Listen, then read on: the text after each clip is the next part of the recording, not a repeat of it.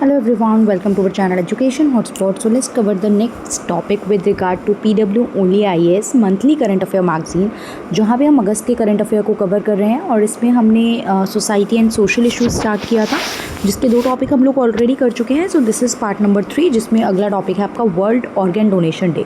देखिए, organ donation day हर साल 13 अगस्त को आता है. नाम से आप समझ पा रहे हैं क्या बात की जा रही है. तो ऑर्गन डोनेशन डे मनाया क्यों जाता है? ऑर्गन डोनेशन डे में बेसिकली आप लोगों में अवेयरनेस क्रिएट करते हो कि उनको अपने ऑर्गन को डोनेट करना चाहिए, या फिर आप क्या करते हो, जिन्होंने ऑलरेडी ऑर्गन डोनेट किया उनको ऑनर करने का काम करते हो, राइट. तो it is about this spread awareness on the life saving organ and tissue donation and honours the donors and there families, क्योंकि उन्होंने एक सेल्फलेस कंट्रीब्यूशन किया है, उसके रिगार्डिंग उनको आप ऑनर करते हो. 2025 की अगर हम ऑर्गन डोनेशन की बात करें तो इसकी जो थीम जो रही है वो है आंसरिंग द कॉल, राइट. तो आंसरिंग द कॉल याद रखना, थीम से भी कई बार कुछ जगहों पे क्वेश्चन पूछ लेता है. आई वुड नॉट से यूपीएससी में डायरेक्ट थीम से क्वेश्चन आ जाएगा, बट स्टिल हमें पता होनी चाहिए चीज़ें. आंसरिंग द कॉल ऑब्जेक्टिव क्या होता है, अभी मैंने बताया, अवेयरनेस क्रिएट करना. जो लोगों के माइंड में मिथ्स हैं with regard to the organ donation के रिगार्डिंग कि हेल्थ को इशू रहता है, या देयर आर मल्टीपल मिथ्स जो लोगों के माइंड में चलते हैं. अगर मैं आपसे भी कहूँ अगर ऑर्गन डोनेशन को लेके, तो आपके माइंड में भी बहुत सारी चीज़ें आएंगी, राइट. हर कोई पॉजिटिवली नहीं कहेगा yes will donate that organ. तो ये चीज़ होती है, जो मिथ्स हैं उनको भी क्लियर करना है लोगों को, और एक वॉलंटियरी डोनेशन का कल्चर हमें लाना है ताकि लोग खुद से वॉलंटियर करें कि हमें डोनेट करना है. देखिए, अब आपको पता है डोनेशन क्या होता है. एक तो लिविंग फॉर्म में हो सकता है, वी आर लिविंग, तो हम देखिए कुछ चीज़ें ऐसी हैं जिनके अगर आप डोनेट कर दो तो भी बॉडी आपकी फंक्शन कर सकती है.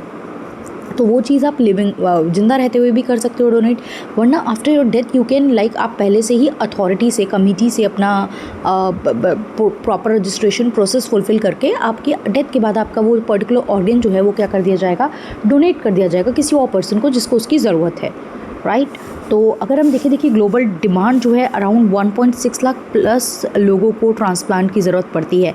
इंडिया में 2024 में 18,900 ट्रांसप्लांट हुए, जो अब तक के सबसे ज़्यादा हैं. इंडिया की जो ग्लोबल लेवल पे रैंक देखेंगे तो US number 1, China number 2 and India number 3 है in case of the transplant. Telangana की बात करें तो तेलंगाना टॉप जो है वो स्टेट है in terms of the deceased donor, मरने के बाद जो लोग डोनेट करते हैं. एंड तमिलनाडु एंड कर्नाटका भी यहाँ पे एक काफ़ी अच्छे कंट्रीब्यूटर हैं. आप देख रहे हो थोड़ा साउथ तक ही लिमिटेड यहाँ पे आपको देखने को मिल रहा है. तो जो इनके इंफ्रा वगैरह के जो सेटलमेंट हैं वो साउथ और फिर भी वेस्ट वाले एरिया में फिर भी काफ़ी ज़्यादा स्ट्रॉन्ग है. नॉर्थ रीजन, नॉर्थ ईस्टर्न में इतना ज़्यादा पॉपुलर अभी फॉर नाउ नहीं है. ये हम इसके चैलेंजेस में पढ़ेंगे कि रीजनल डिस्पैरिटी है कुछ जगहों पे, तो ये हमें देखने को मिलता है. काफ़ी ज़्यादा फैसिलिटीज़ अवेलेबल है, वहीं कुछ जगहों पे इतना ज़्यादा नहीं है. तो ऑर्गन डोनेशन आपको समझ में आ गया. इसमें आप क्या करते हो, हेल्दी ऑर्गन जैसे किडनी जो है, हार्ट, लिवर और कुछ टिश्यूज़ जैसे कॉर्नियाज एंड स्किन वगैरह आप ट्रांसफ़र करते हो, या तो किसी लिविंग जीवित व्यक्ति या फिर आफ्टर उनकी डेथ, राइट. डिसीज डोनर्स से जिन पर्सन का ऑर्गन फेलियर हो गया उन्हें डोनेट ये किया जाता है. ऑर्गन जो डोनेट किए जा सकते हैं ये हमने देखा, टिश्यूज़ भी डोनेट किए जा सकते हैं. ऑर्गन डोनेशन में हमने देखा लिविंग डोनेशन हो सकता है, मतलब एक लिविंग पर्सन डोनेट कर सकता है अपने कुछ ऑर्गन, या फिर कैडवर डोनेशन, मतलब ऑर्गन जो है जब एक पर्सन को डिक्लेयर कर दिया गया ब्रेन डेड, राइट, तो वो भी डोनेट, उसकी बॉडी पार्ट को भी डोनेट किया जा सकता है. अब एज जो है, जो लिविंग डोनर्स हैं, अगर फॉर एग्जाम्पल देखिए इसकी डेथ हो गई है, उसमें तो आप एज पे बार नहीं लगा सकते हो ना, उसका तो डोनेट, अगर उसने रजिस्ट्रेशन कराया तो वो तो डोनेट करेगा ही अपना part. But if you are a living donor, अगर आप जीवित हो तो 18 से 65 साल का व्यक्ति जो है वो क्या है, वो एलिजिबल माना जाता है डोनेशन के लिए. आप एक अच्छी हेल्थ में होनी चाहिए, मतलब कुछ ऐसी बीमारियाँ जैसे कि कैंसर या कुछ इन्फेक्शन या ऐसी डिजीज़ जिन पे कंट्रोल नहीं कर सकते, जैसे डायबिटीज़ है अनकंट्रोल, आपको वो चीज़, वो पर्सन डोनेट नहीं कर सकता, बिकॉज फिर आपकी बॉडी का इन्फेक्शन अदर पर्सन में भी ट्रांसफ़र होता है और देन डोनेशन पॉसिबल नहीं होता है उस केस में. रिलेशनशिप, अगर आप किडनी एंड लिवर डोनेशन की बात कर रहे हैं तो डोनर, लिविंग डोनर की बात कर रही हूँ मैं, तो डोनर जो है वो नियर रिलेटिव होना चाहिए, या तो पेरेंट है रिलेशन में, या सिबलिंग लगते हैं, चाइल्ड है, ग्रैंड पेरेंट है, राइट. लेकिन जो अनरिलेटेड इंडिविजुअल से अगर आप डोनेशन की बात करते हो, परमिसिबल तो है, अलाउ तो है, लेकिन उस पर प्रॉपर स्क्रूटनी रखी जाएगी, नज़र रखी जाएगी, अप्रूवल रखा जाएगा by transplant authorization committee, right. तो क्यों है ये, देखिए अगर ऐसे होगा तो रिच एंड वेल्दी पीपल तो पकड़ के गरीबों को ऑर्गन ट्रांसप्लांट कर लेंगे ना, इस तरीके से उनको मैनिपुलेट करके, उनको उनकी मजबूरी का फ़ायदा उठा के, तो ये चीज़ है, ये वैसे तो रिलेटिव का ही अलाउड है, और लेकिन अगर नॉन रिलेटिव भी करे, अदर इंडिविजुअल भी करे, तो एक proper approval is required in this. अब ये तो थी बात लिविंग डोनर की। अब हम बात करते हैं डिसीज डोनर की, मतलब अगर किसी की डेथ हो जाए तो सबसे पहले तो डिक्लेयर होना चाहिए, मेडिकल बोर्ड ने डिक्लेयर कर दिया कि वो पर्सन जो है वो ब्रेन डेड है, ये चीज़ है। दूसरा एज लिमिट की बात होती है, जो एज लिमिट लिविंग डोनर में थी 65 की, वो यहाँ पे अप्लाई नहीं होती है कि कौन आपके, फॉर एग्जांपल अगर किसी पर्सन की डेथ हो गई है तो किसी भी एज का पर्सन जो है वो उसके ऑर्गन को रिसीव कर सकता है। अब क्वेश्चन आता है चैलेंजेस, समस्याएं क्या क्या आती हैं। आपको पता है ऑर्गन डोनेशन में लोगों में अवेयरनेस नहीं है इतनी ज़्यादा, सबसे पहली बात तो ये है, राइट। काफ़ी लोगों को लगता है कि डोनेशन या ऑर्गन ट्रांसप्लांट की वजह से आपकी बॉडी जो है वो डिसफिगर हो जाती है, प्रॉपर फंक्शनिंग नहीं करती है। ऑल्दो मेडिकल फॉर्म में काफ़ी ज़्यादा क्लैरिफिकेशन इसके रिगार्डिंग दी जा रही है, लेकिन स्टिल ये चीज़ लोगों में अवेयरनेस की कमी है। इंफ्रास्ट्रक्चर गैप है, जो देखते हो आईसीयू के बेड है, कोऑर्डिनेटर्स वगैरह हैं, ऑर्गन को प्रिजर्व करके रखने की जो फैसिलिटी है कि ऑर्गन जब आपने लिया किसी पर्सन से और दूसरे में ट्रांसफ़र कर रहे हो तो उसको संभाल के आपको रखना है, वो चीज़ यहाँ पे काफ़ी ज़्यादा गैप रहता है, वो चीज़ उतनी अप टू द मार्क नहीं है। ब्यूरोक्रेटिक डिले, मतलब आपको सामने वाले पर्सन को सर्टिफिकेट इशू करना है कि हाँ ये पर्सन डेड है, तो अब वो सर्टिफिकेशन इशू में ही समटाइम इतना डिले हो जाता है कि वो जो जल्दी से ट्रांसप्लांट की बात होनी थी उसमें टाइम लग जाता है। तो ये चीज़ है, राइट। 6 to 8 आवर डिले जो है वो देखने को मिलता है टायर 2 सिटीज़ में, तो क्लियर। फिर तो ऑर्गन भी नॉन वायबल बचता है, फिर उतना ज़्यादा वो चीज़ जो ट्रांसप्लांट है वो पॉसिबल नहीं हो पाता है। फाइनेंशियल बैरियर्स आते हैं, ट्रांसप्लांट के बाद जो है आपको उसके बाद आपको टेक केयर करना है, आपको इम्यूनो सप्रेसिव थेरेपी लेनी पड़ती है, वो काफ़ी ज़्यादा कॉस्टली होती है, not everyone can afford that, right. तो 40% ऑफ किडनी ट्रांसप्लांट के जो रिसिप्टेंट है वो डिसकंटिन्यू कर देते हैं, या मेडिकल जो मेडिकेशन है वो कम कर देते हैं 2 years के अंदर ही, क्योंकि कॉस्ट बहुत ज़्यादा है।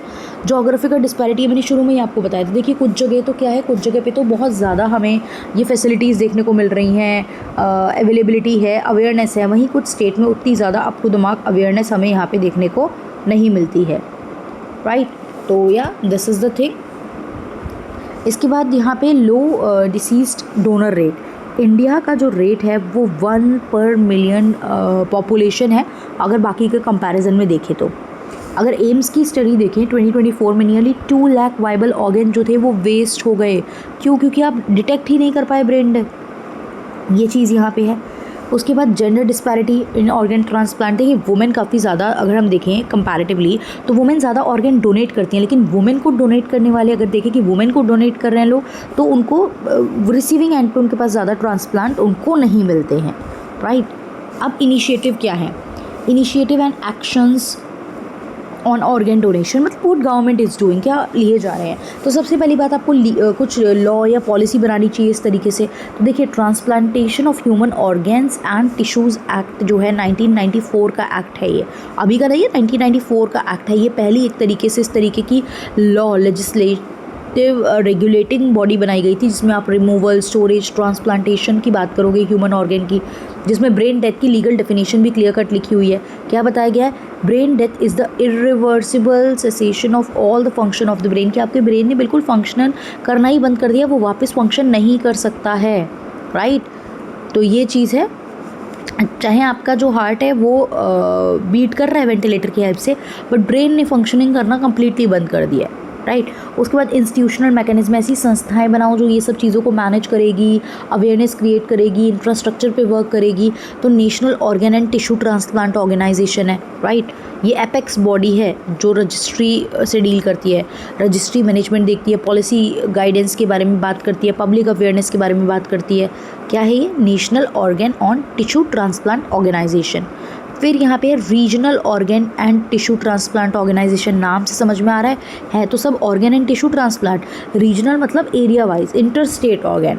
फिर स्टेट ऑर्गन, आपके जो स्टेट में जो स्टेट लेवल की डोनेशन है, आपके ऑर्गन एंड टिश्यू की डोनेशन है, उनको मैनेज करती है, हॉस्पिटल्स के साथ कोऑर्डिनेट करती है, ये सब चीज़ें।